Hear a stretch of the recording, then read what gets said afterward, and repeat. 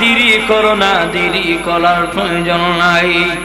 ওই সাগরের নিচে এমন একটা বস্তু দেখলাম, জিন জাতিরা যাইয়া বললে, ও সুলাইমান পয়গম্বর, আমরা যখন সাগরের নিচে গিয়েছিলাম, সাগরের নিচে যাইয়া দেখি একটা সুন্দর একটা ঘর। ওই ঘরের ভিতরে একটা যুবক আল্লাহর ইবাদত করতে আছে। শুধু তাই নাই, ওই ঘরের মধ্যে দরজা আছে, জানালা আছে, সব কিছু আছে। একটা যুবক বসে বসে আল্লাহর ইবাদত করতে আছে। ওই খবর যখন দিলেন সুলাইমান পয়গম্বর ডাক দিয়া বলল, জিন জাতিরা রে, আর দেরি করো না, দেরি করার প্রয়োজন নাই।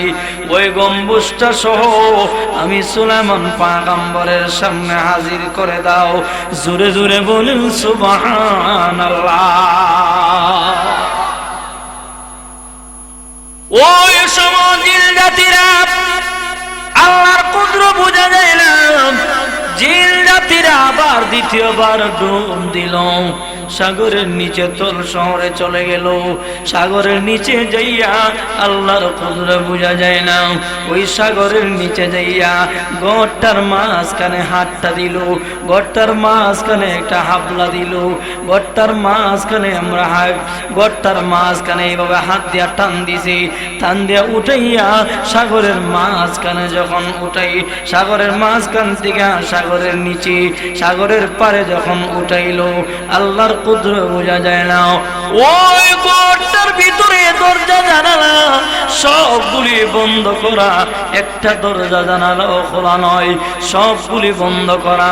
আল্লাহর পয়গম্বর সুলাইমান নবী বলল, ও জিন জাতিরা, তোমরা বলেছো দরজা জানালা সবগুলি খোলা ছিল, এখন সব দিকে বন্ধ হয়ে গেল, তার কারণ কি আমি বললাম না? আবার বলেছো ওই ঘরের ভিতরে একটা যুবক বসে বসে আল্লাহর ইবাদত করতে আছে।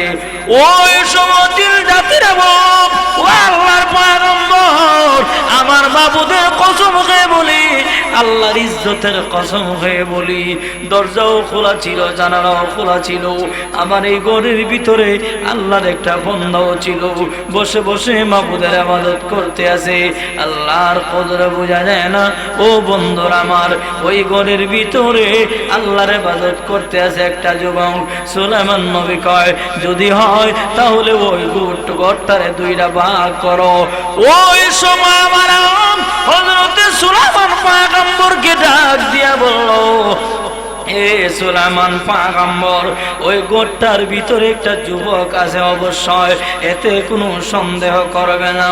সুলাইমান নবী গো, ওই ঘরটার মাঝখানে শাহাদাত আঙ্গুল দিয়ে ইশারা দাও। সুলাইমান নবী ওই ঘরটার কাছে যাইয়া শাহাদাত আঙ্গুল দিয়া যখন ইশারা দিল, আর ওই ঘরটার দিকে লক্ষ্য করে বলল, এরে ঘর, আমি সুলাইমান পয়গম্বর আল্লাহর হুকুমে তোমার ইশারা করলাম, ঘরটার মাঝখানে একটা আগ দিয়েছি। সুলাইমান পয়গম্বর বলেন, আমি ঘরটার কাছে যাইয়া যখন একটা দাগ দিলাম, শাহাদাত আঙ্গুল দিয়া যখন ইশারা দিলাম, ইশারা দিতে দেরি হয়েছে, ওই ঘরটা দুইটা ভাগ হইতে দেরি হয় না।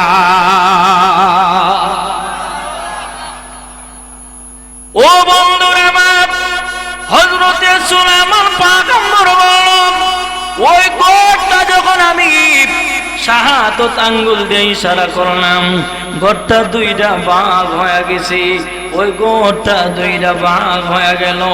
ওই সময় আমি সুলাইমান পয়গম্বর দেখি ওই ঘরের ভিতরে একটা যুবক সিজদার অবস্থায় পড়ে আছে।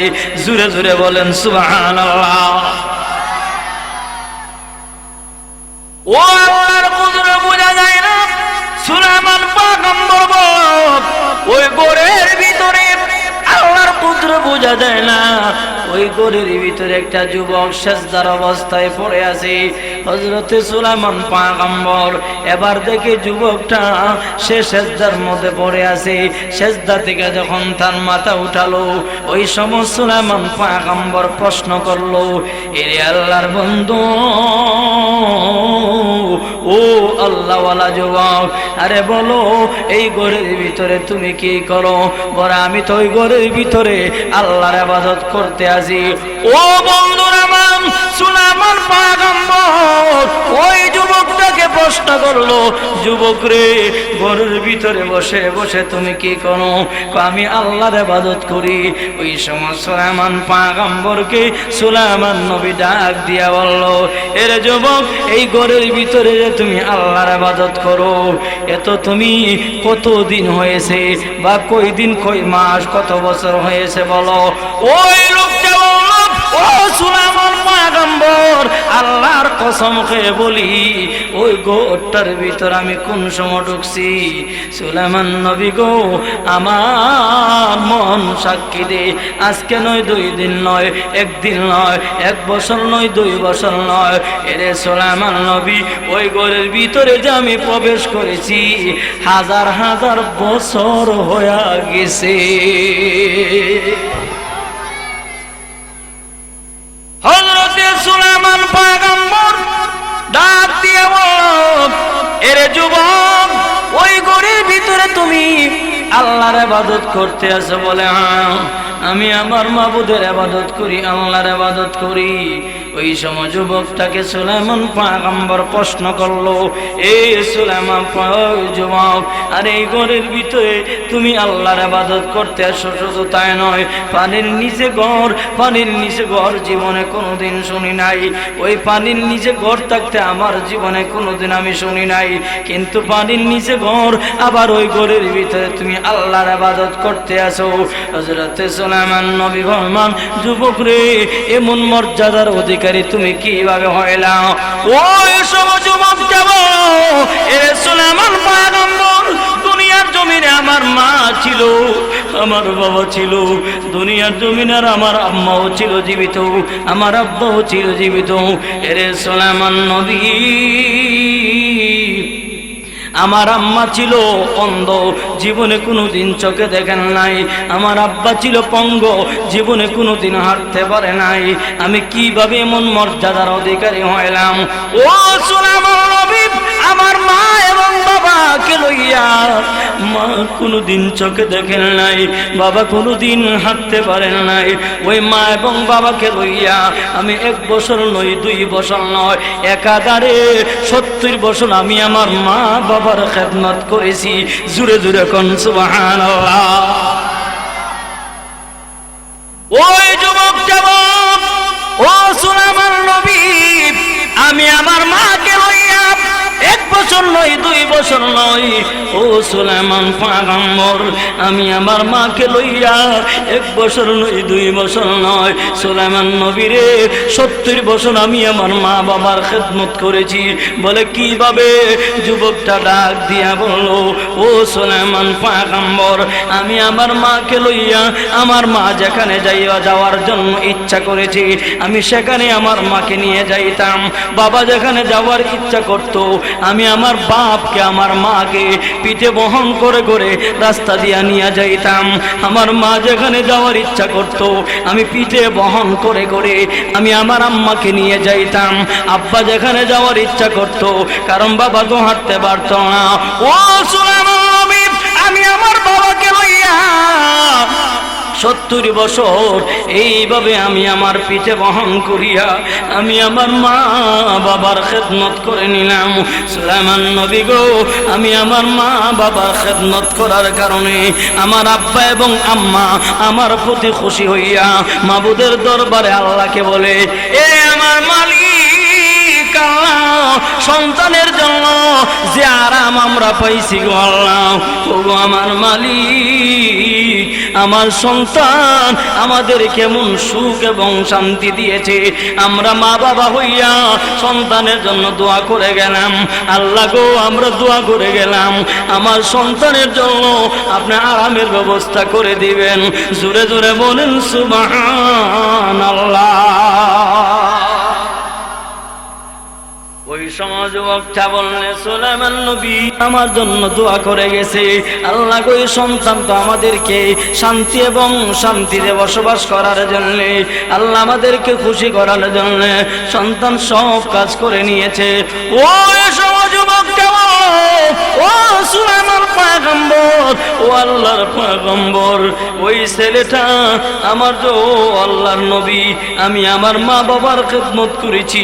আজকে মা এবং বাবা দোয়া করে গিয়েছে, মা এবং বাবা দোয়া করছে, আল্লাহ আমার সন্তানের জন্য এমন একটা আরামের ঘর করে দিবা যেখানে শয়তান যায় আমার শয়তানকে, আমার সন্তানকে অসুয়াশা দুকা না দিতে পারে, এমন একটা জায়গার ব্যবস্থা করে দেবা। ও সুলাইমান পয়গম্বর, আমার আব্বার আমার আম্মার দুয়ার বদলতে আমার আল্লাহ আমার জন্য সাগরের নিচে ঘর বানাইয়া দিয়েছে। এমন একটা ঘর, সাগরের নিচে ঘর থাকতে পারে না, এটা অসম্ভবের বিষয়, কিন্তু আমার আল্লাহ সাগরের নিচে একটা ঘর বানাইয়া দিয়েছে। আর ওই ঘরের ভিতরে আমি আমার জীবন কাটা। সুলাইমান পয়গম্বর এবার ডাক দিয়া বলল, এর যুবক, তুমি যে ওই ঘরের ভিতরে থাকো তোমার কি খাবারের প্রয়োজন হয় না? আরে তুমি যে ঘরের ভিতরে বসবাস করো তোমার কি খাবারের প্রয়োজন নাই? ওই সব যুবক এরে আল্লাহর পয়গম্বর, আপনার মাথার একটু ঘরের ভিতরে ঢুকান, হালকা একটু ঢুকান, ঘরের ভিতরে ঢুকাইলো, ঢুকাইয়া দেখে ওই ঘরের কাছে একটা আঙ্গুর গাছের ফল। যেরকম সুবহানাল্লাহ।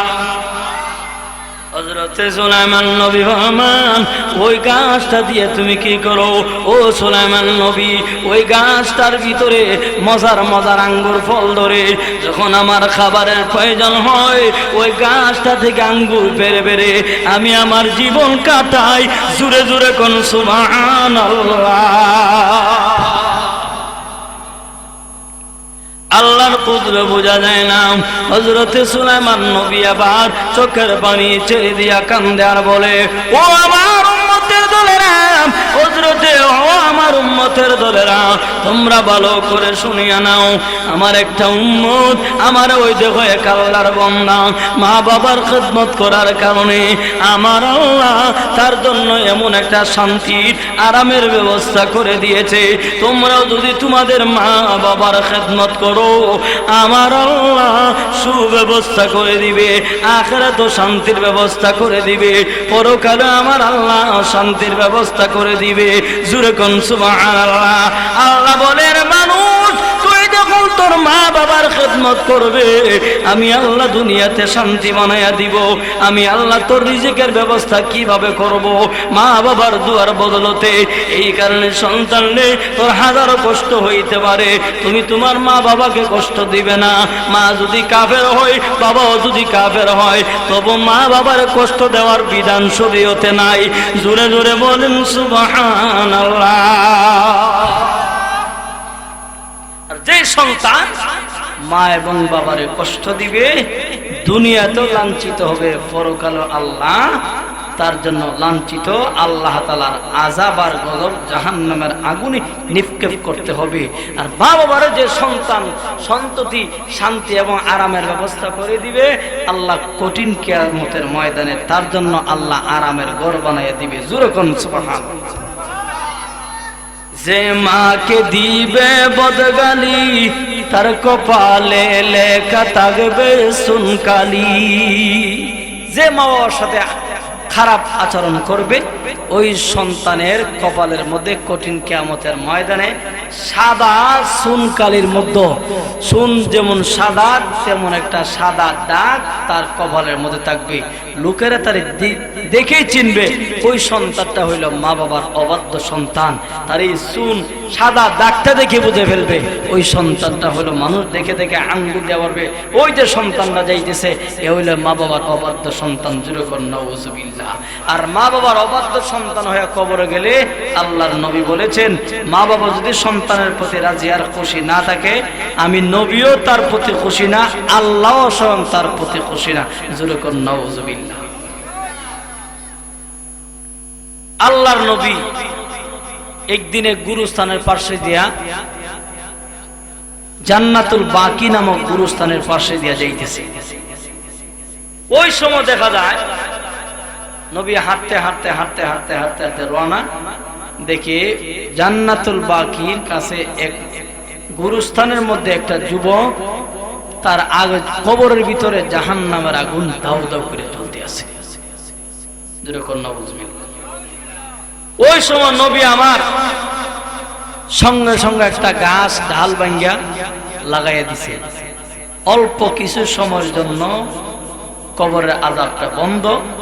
সঙ্গে সঙ্গে নবী আল্লাহর দরবারে দোয়া করছে, আল্লাহ আমি থাকতে আমার একটা উম্মতের কবরের ভিতরে জাহান্নামের আগুন এইভাবে জ্বলবে আদম সন্তানের, আল্লাহ আমি এটা বরদাস্ত করতে পারি নাই। এই মুহূর্তে আপনি তার কবরের ভিতরে আল্লাহ আপনি শান্তির ব্যবস্থা করে দেন। জুরে জুরে কোন সুবহানাল্লাহ। এখন আল্লাহ তাআলা নবীরে জানাইয়া দিয়েছে, নবী যেই ছেলেটার জন্য আপনি দোয়া করছেন ওই সন্তানের জন্য আপনি দোয়া করলে দোয়া আমি আল্লাহ মঞ্জুর করব না। অথচ যেই নবী দোয়া করতে দেরি হয় আল্লাহ তামাম দুনিয়াটা স্বর্ণ বানাইতে দেরি হয় না। আল্লাহ কো নবী গো কেন আপনাকে ফিরাইয়া দিলাম? ওটা হলো বান্দার হক। মা বাবার পাওনা। সন্তান নাফরমানি করেছে মার সাথে বাবার সাথে, ওই সন্তান মা বাবাকে খুশি না করা পর্যন্ত আমি আল্লাহ তাকে মাফ করব না। স্বয়ং আব্বা আম্মা মাফ করলে আমি আল্লাহ তারে মাফ করে দিব। জোরে কোন সুবহানাল্লাহ। এখন চিন্তা করেন, এই কারণে আমি যে আয়াত আপনাদের সামনে পড়েছি সে আয়াতের মধ্যে আল্লাহ দুইটা হকের কথা বয়ান করছে। একটা হইল বান্দার হক, হুকুল ইবাদ, আর একটা হইল হুকুল ইবাদ আল্লাহর ইবাদত, আর একটা হইল হুকুল বান্দা। একটা হইল বান্দার হক, একটা হইল আল্লাহর হক। বান্দার হক যদি বান্দা মাফ না করে আল্লাহ মাফ করবে না, আর আল্লাহর হক যদি নষ্ট করেন ইচ্ছা করলে আল্লাহ মাফ করে দিতে পারে। কিন্তু বান্দার হক আল্লাহ কয় আমি মাফ করতাম না, ওই বান্দার কাছ থেকে তোমরা ক্ষমা চাও। বান্দা যদি তোমারে মাফ করে দেয় আমি আল্লাহ তোমাকে মাফ করে দিব অটোমেটিক। জোরে কোন সুবহানাল্লাহ। এখন নবীকে বলতে, নবী ওই লোকটা যে যুবকটা জাহান্নামের আগুনে জ্বলতেছে সে তো আপনার সাথে অপরাধ করে নাই। 1 লক্ষ বা 2,24,000 নবী কাহারও লগে নয়, কাহারও সঙ্গে নয়, তার মার সাথে অপরাধ করছে, আম্মার সাথে। তার মা যদি ক্ষমা করে দেয় আমি আল্লাহ তারে ক্ষমা করে দিব। জুরে জুরে কোন সুবহানাল্লাহ। এখন নবী তার মারে কোথায় পাবে? কোথায় পাবে বা কিভাবে চিনবে? আল্লাহর কুদরত বোঝা যায় না। ওই সময় নবীজি চোখের পানি ছেড়ে দিয়ে কান্দে। উম্মতি এই যুবকটার জন্য চোখের পানি কাঁদতেছে ফেলে দিয়া আবু বকর জিজ্ঞেস করেন, ইয়া রাসূলুল্লাহ আপনি কেন কাঁদেন? পারি জান্নাতুল বাকি গুরুস্থানে দিয়া চলে যাইতেছি, একটা যুবক আল্লাহর ইবাদত করতে আছে। একটা যুবক ওই ঘরের ভিতরে কবরের ভিতরে জাহান্নামের আগুনে জ্বলতে আছে। এখন আমি এই অবস্থা দেখে আল্লাহর কাছে দোয়া করেছি। আল্লাহ বলেছেন তার মার সাথে অপরাধ করছে, তার আম্মা মাফ না করা পর্যন্ত আল্লাহ মাফ করবে না। এখন তার মারে আমি কোথায় পাই? এখন বলো।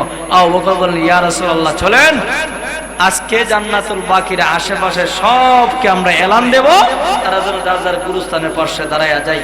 জোরে কোন সুবহানাল্লাহ।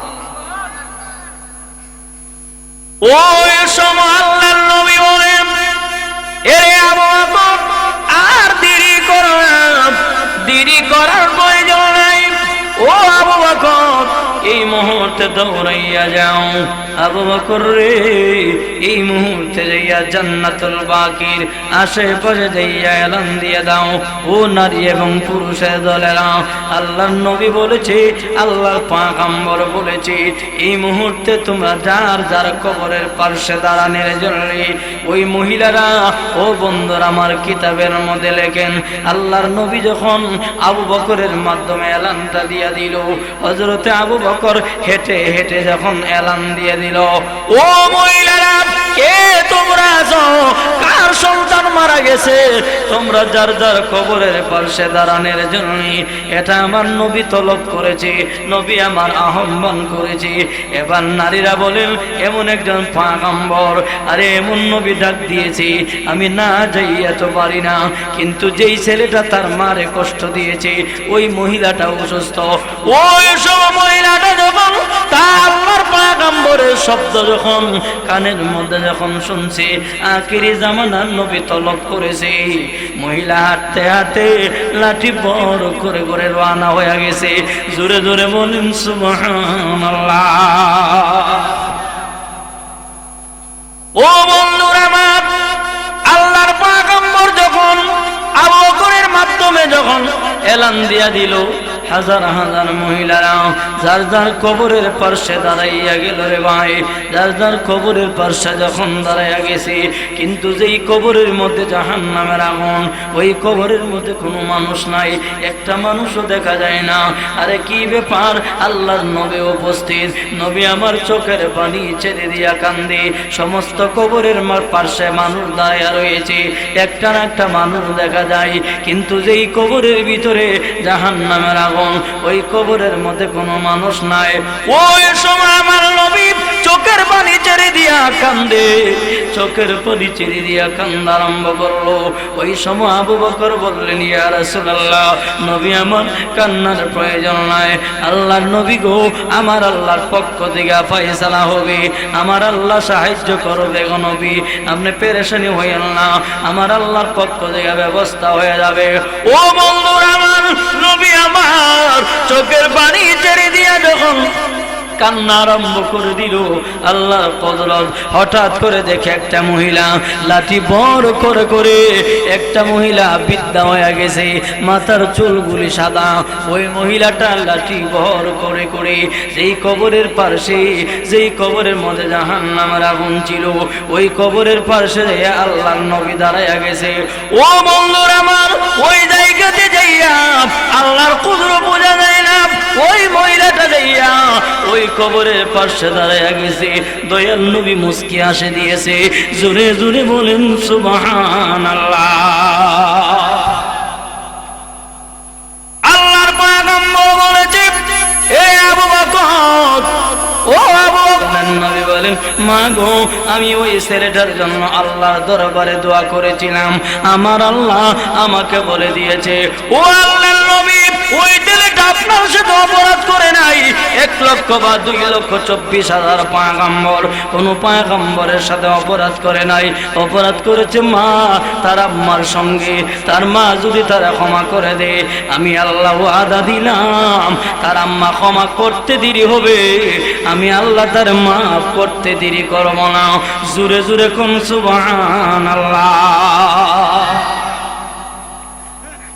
আল্লাহর পয়গম্বর বলেছে, ও মহিলা, যে কবরের পাশে তুমি দাঁড়াইলা, এই ছেলেটা তোমার ছেলে? বলে হ্যাঁ। আল্লাহর নবী বলেন, মা গো, তোমার ছেলের কবর আমি জাহান্নামের আগুন দেখেছি। ও মা, তুমি তোমার এই সন্তানটাকে ক্ষমা করে দাও। ওই সময় মহিলা ডাক দিয়া বলল, নবী আমার, আমি তো অসুস্থ ছিলাম, আমি হাঁটতে পারি নাই গো নবী। ও আল্লাহর নবী, আবু বকর যখন এলান দিলেন, আপনার কথা শুনে আমি সুস্থ হয়ে গেছি, শুধু এক নজর আপনাকে দেখার জন্য। ও আল্লাহর নবী, আমি আমার সন্তানকে ক্ষমা করার জন্য আসি নাই, আমি আসছি শুধু আপনাকে দেখার জন্য। আল্লাহর নবীকে, মা গো, আমাকে দেখতে চাও কিন্তু নিজের সন্তানকে ক্ষমা করতে চাও না। ওই যে সন্তানকে তুমি গর্ভে ধারণ করলা। ওই মহিলা বললেন, ইয়া রাসূলুল্লাহ, আমি আমার সন্তানকে ক্ষমা করব না। আল্লাহর নবী বলেন, এরে মা, নিজের সন্তানকে তুমি কেন ক্ষমা করবা না? মহিলা ডাক দিয়া বলল, ইয়া রাসূলুল্লাহ, আমার এই সন্তানটা আমাকে অনেক কষ্ট দিয়েছে, অনেক দুঃখ আমাকে দিয়েছে। আল্লাহর নবী বলেন, ও মা, তোমার এই সন্তানটা তোমার এমন কি কষ্ট দিয়েছে, এই মুহূর্তে আমি নবী জানতে পারি কিনা? মহিলা বললেন, ইয়া রাসূলুল্লাহ, অবশ্যই আপনি জানতে পারেন গো নবী। ওই সব মহিলা চোখের পানি ছেড়ে দিয়া কান্দে আর বলে, আল্লাহর নবী, আমার সন্তানরা আমাকে কেমন কষ্ট দিয়েছে গো নবী। ও আল্লাহর পয়গম্বর, আল্লাহর নবী গো, আমার ওই সন্তানের বাবা যখন আমাকে বিবাহ করেছিল, ওই সময় আমার বয়সটা ছিল 15 থেকে 16। ওই সময় আমার বয়সটা ছিল একবারে জোয়ানকাল। আল্লাহর নবী গো, আমার সন্তান বিবাহ হওয়ার পর 2-1 বছর যাওয়ার পরে আমার ওই সন্তানটা দুনিয়াতে আগমন করেছে। আমার স্বামী স্ত্রীর মাধ্যমে আল্লাহ তাআলা আমাদেরকে দিয়েছে। ইয়া রাসূলুল্লাহ, ওই সন্তানটা দুনিয়াতে আসার পরে তার আব্বা দুনিয়া থেকে বিদায় হয়ে গেছে। ইন্না লিল্লাহি ওয়া ইন্না ইলাইহি রাজিউন। নবী আমার, তার আব্বা দুনিয়া থেকে বিদায় হয়ে গেছে। এখন আমি ওই সন্তানটাকে লইয়া আমি এতিম হয়ে গেছি গো। ও আল্লাহর নবী, আমার সন্তানের, আমার স্বামী যখন বিদায় হয়ে গেছে, ওই সন্তানটাকে লইয়া আমি আমার মনকে বুঝাইলাম, এগো আমার মালিক, আমি অন্য স্বামী গ্রহণ করব না। যদি অন্য স্বামী গ্রহণ করি তাহলে আমার ছেলেটা কষ্ট হবে। অন্য স্বামী আইসা যদি আমার সন্তানকে যদি না মেনে নেয় তাহলে আমার সন্তান নামে কোথায় ফেলে দেব। ইয়া রাসূলুল্লাহ, ওই সন্তানের সুখের দিকে তাকাইয়া অন্য স্বামী গ্রহণ করি নাই। ইচ্ছা করলে আমি গ্রহণ করতে পারতাম। অনেক প্রস্তাব, ভালো ভালো প্রস্তাব এসেছিল। নবী আমার ওই সন্তানটার দিকে লক্ষ্য করে আমি অন্য স্বামী গ্রহণ করি নাই গো নবী। আমার ইচ্ছা হলো আমার এই সন্তান বড় হবে, আমার সন্তান বড় হইয়া আমি সে আমার সেবা যত্ন করবে, আল্লাহর ইবাদত করবে। ও আল্লাহর পয়গম্বর, ওই সন্তানকে আমি লালন পালন করলাম, নিজে না খাইয়া সন্তানকে আমি খাওয়াইলাম। নবী আমার ওই সন্তান আমার এমন কষ্ট দিয়েছে গো নবী, যেটা আমি বরদাস্ত করতে পারি না। ও আল্লাহর পয়গম্বর, ওই সন্তান আমাকে এমন কষ্ট দিয়েছে। নবী আমার বলে, কি কষ্ট দিয়েছে গো মা? মহিলাটা ডাক দিয়া বলল, ইয়া রাসূলুল্লাহ, আমার সন্তান আমাকে মন কষ্ট দিয়েছে গো নবী। ওই সন্তানটা একদিন বাজারও যাবে, আমি মা বৃদ্ধ হয়ে গেলাম, আমি তার জন্য একটা পুত্রবধূ করে আনলাম। আমি সুন্দর একটা পুত্রবধূ আমার সন্তানের জন্য করে নিয়ে আনলাম। ও আল্লাহর নবী, ওই সন্তানের জন্য একটা আমি পুত্রবধূ করে নিয়ে আনলাম। আমি মার ইচ্ছা হলো সন্তান সুন্দরভাবে জীবন যাপন করবে। ও আল্লাহর পয়গম্বর, আমি ঘরের ভিতরে অসুস্থ হয়ে পড়ে রইলাম। ওই সময় আমি একদিন শুনেছি ঘর থেকে আমার সন্তান বাজারে যাবে মার্কেট করার জন্য। নবী আমার সন্তান মার্কেট করার জন্য চলে যাবে গো নবী। ওই সময় আমি রুম থেকে লাঠি বহর করে করি আমি আমার সন্তানের দরবারে হাজির হয়ে বলছি, এরে আমার আব্বা, ও আমার সন্তান, বাজারে গেলে আমি মার জন্য একটা শাড়ি ক্রয় করবা, শাড়ি কিনে আনবা। ওই সময় সন্তান বলেছে, ও মা, তোমার শাড়ির কিসের প্রয়োজন? ওই সময় বললেন, ইয়া রাসূলুল্লাহ, আমি আমার পরনে যে শাড়িটা ছিল ওই কাপড়টা আমার সন্তানের সামনে তুলে ধরলাম। সন্তানের সামনে যখন কাপড়টা তুলে ধরলাম, একটা নয় দুইটা নয়, ওই কাপড়টার মধ্যে চতুর্দিক দিয়া ছিদ্র ছিঁড়া। নবী গো, ওই শাড়িটা, ওই কাপড়টা আমি পরতে পারি না, আমার কষ্ট হয়। ওই শাড়িটা লইয়া আমি কোথাও বের হইতে পারি না, আমি কোথায় যেতে পারি না, আমি আমার ইজ্জত রক্ষা করতে পারি না। ও আল্লাহর নবী, সন্তান যখন মার্কেটে যাবে, ওই সন্তানকে বলেছি একটা শাড়ি আমার জন্য ক্রয় করার জন্য। ওই সন্তান বাজারে গেছে, মার্কেটে গেছে। মার্কেটে যাইয়া ওই সন্তান আমি মার জন্য শাড়ি না কিনি, শাড়ি কই না কিনে সন্তানটা বাড়িতে আইসা তার বেগমকে ডাক দিয়া বলল, এরে আমার বেগম, তোর জন্য একটা শাড়ি নিয়ে আনলাম, শাড়ি কিনে আনছি। তার স্ত্রী ডাক দিয়া বলল, আপনার আম্মা না বলেছিল একটা শাড়ি আনার জন্য? সন্তানরা ডাক দিয়া বলল, এরে আমার স্বামী ও আমার স্ত্রী, মার শাড়ি আনার পয়সা আমার কাছে নাই। জোরে কর নাউযুবিল্লাহ। এমন সন্তান আসেনি যে সন্তান মা বাবার কথা শুনে না? আমরা বাংলার জমিনে আসেনি না? নাই। ও বন্ধুরা আমার, ওই সন্তান বলল, আমার বেগম, শাড়ি আনার পয়সা আমার কাছে নাই। বলে শাড়ি আনার পয়সা নাই বলে না। ওই সময় আল্লাহর কুদরত বোঝা যায় না। বন্ধুরা আমার, ওই সন্তানরা যখন বললেন, মা অন্য রুম থেকে শুনে, মা অন্য রুম থেকে লাঠিটা বর করে করে সন্তানের সামনে হাজির হয়ে বলল, ও আমার সন্তান, ও আমার ছেলে, তুমি না বাজারে গিয়েছিলা, মার্কেটে গিয়েছিলা, আমার জন্য শাড়ি আনার কথা, কোথায় আমাকে শাড়ি দাও, আমি এই মুহূর্তে শাড়িটা পরিধান করে নিব। ওই সময় সন্তান ডাক দিয়ে বলল, মা রে, তোর শাড়ি আনার পয়সা আমার কাছে নাই। জোরে কর নাউযুবিল্লাহ।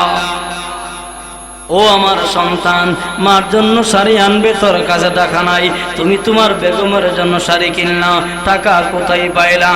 ওই সময় সন্তান মা ডাক দিয়া বলো, এ আমার আব্বা, ও আমার সন্তান, ইজ্জত রক্ষা করার জন্য একটা শাড়ি তোমার কাছে চাইলাম, তুমি দিবে তাক দূরের কথা, বলো তোমার কাছে শাড়ি আনার পয়সা নাই। মা ডাক দিয়া বললো, এরে আমার সন্তান, 10 মাস 10 দিন গর্ভে ধারণ করলাম, একদিন তো বলি না আমার কষ্ট হয়েছে, আজকে একটা শাড়ি দিবা, তুমি কও তোমার কাছে পয়সা নাই। মা চোখের পানি ছেড়ে দিয়া কান্দে। ওই ঘটনা নবী আমার কাছে, আল্লাহর নবীর কাছে বলতে আছে, মা গো তোর শাড়ি আনার পয়সা আমার কাছে নাই। মা কয়ের সন্তান, 10 মাস 10 দিন গর্ভে ধারণ করলাম, একদিন তো বলি নাই বাবারে কষ্ট হয়েছে, আজকে শাড়ি চাইলাম ইজ্জত রক্ষা করার জন্য, তুমি তো শাড়ি আমাকে দাও নাই। ওই সন্তানটা রাগে রাগান্বিত হইয়া মার ওই কথার উপরে সন্তানরা হাত দিয়া তার মার গালের মধ্যে থাপ্পড় মারছে। জোরে জোরে কোন নাউযুবিল্লাহ। ওই সন্তানরা যখন মার শরীরের মধ্যে যখন আঘাত করলো, ও আমার নবী বেহুশ হয়ে আমি জমিনের মধ্যে পড়ে গেলাম। জমিন থেকে বেহুশ হয়ে পড়ে আস্তে আস্তে যখন আমার হুঁশ আসলো, ওই সময় আমি আমার সন্তানের দিকে তাকায়া বললাম, সন্তান রে, এই প্রতিদান 10 মাস 10 দিন গর্ভে ধারণ করলাম। ও আল্লাহর নবী, ওই সন্তান আমার প্রতি এমন জুলুম, এমন নির্যাতন, এমন আমাকে বেওয়াজুদি করেছে। আল্লাহর নবী মহিলা ওই বক্তৃতা শোনার পরে মহিলা চোখের পানি ছেড়ে দিয়া কান্দে। মহিলাটা চোখের পানি ছেড়ে দিয়া আল্লাহর নবী কান্দে, মহিলাও কান্দে, নবীও কান্দে। আল্লাহর নবী বলেন, মা তোমার মনের ভিতরে এত ব্যথা দুঃখ জানলে আমি তোমাকে এখানে খবর দিয়ে আনতাম না। ও মা, যেহেতু তুমি কবরের পাশে দাঁড়িয়ে গেছো, আমি তো তোমার কিছু করতে পারবো না, আর কিছু বলতে পারবো না, আমার লজ্জা হয়। সঙ্গে সঙ্গে নবী আমার মাবুদের দরবারে দোয়া করলো, এরে আমার মালিক, যেই সন্তানের কবরে জাহান্নামের আগুন আমি দেখছি গো আল্লাহ, ও মালিক, ওই সন্তানটা মারে কষ্ট দিয়েছে, আল্লাহ গো তুমি এই মুহূর্তে আমারে যেভাবে জাহান্নামের আগুন দেখাইয়া দিয়েছো, ও আল্লাহ আমি দোয়া করলাম ওই আগুনটা তার মারে সহসকে তুমি দেখাইয়া দাও, যেন তার মার অন্তরে মায়া লাগিয়া মা তার সন্তানকে ক্ষমা করে দেয়। আল্লাহর কুদরত বোঝা যায় না। এবার আমার আল্লাহ বলেন, নবী আমি আপনার এই মুনাজাত মঞ্জুর করে নিলাম। ওই সময় আমার আল্লাহ তার কবরের ভিতরের পর্দা উঠাইয়া প্রথমবারের ন্যায় আবার জাহান্নামের আগুন কবরের ভিতরে চালু হয়ে গেছে, এমন ভাবে চালু হয়ে গেছে, দাউ দাউ করে জ্বলতে আছে। ছেলেটা হাত দিয়া ডাকতে আছে, কে আছো আমারে বাঁচাও, কে আছো আমারে জাহান্নামের আগুন হইতে বাঁচাও। কেউ কথা শব্দ শুনেন নাই। ওই সময় যেই মহিলা কবরের পাশে দাঁড়িয়ে রয়েছে, ওই ছেলেটার মা ডাক দিয়া বলল, ইয়া রাসূলুল্লাহ, ওই যে কবরের ভিতরে একটা ছেলে মা মা বলে একটা ছেলে বলতেছে আমাকে বাঁচাও। নবী আমার ওই ছেলে ডাকে। আল্লাহর নবী বলেন, মা গো এটা হইতো তোমার গর্ভধারণী সন্তান। জোরে কোন সুবহানাল্লাহ।